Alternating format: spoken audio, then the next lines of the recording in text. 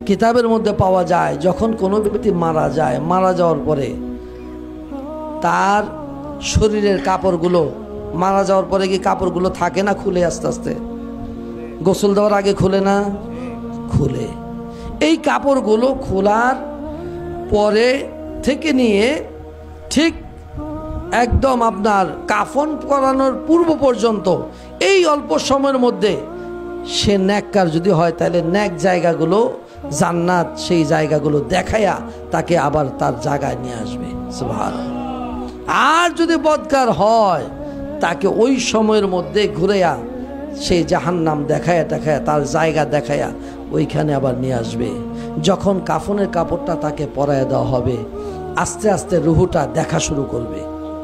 কি দেখবে? কিতাবের মধ্যে পাওয়া যায় এই রুহুটা দেখবে যে কে হাসে কে কাঁদে, কে তার জন্য হাসতেছে কে তার জন্য কাঁদতেছে, এই দেখার শক্তি আল্লাহ তাকে দিবে। তার জানাজার জন্য যখন প্রস্তুতি হবে ওই সময়ের মধ্যে রুহুটা আস্তে আস্তে শোনা শুরু করবে।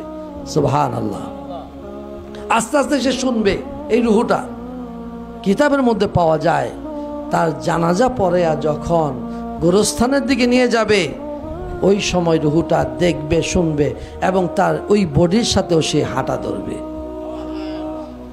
এই হাঁটতে হাঁটতে যখন তাকে কবর দেশে রাখা হবে, কবরে রাখার পরে ওই মৃত ব্যক্তির রুহুটাকেও ধরে তার বডির মধ্যে যখন তাকে শোয়া দেওয়া হবে, এই মাটি যখন দেওয়ার পূর্বে চাটাইটা যখন বিছিয়ে দেয় ওই বিছানোর আগ পর্যন্ত, এই মাটি ঢালার আগ পর্যন্ত তার রুহুটাকেও তার বডির মধ্যে কাফনের কাপড়ের মধ্যে দেওয়া হয়।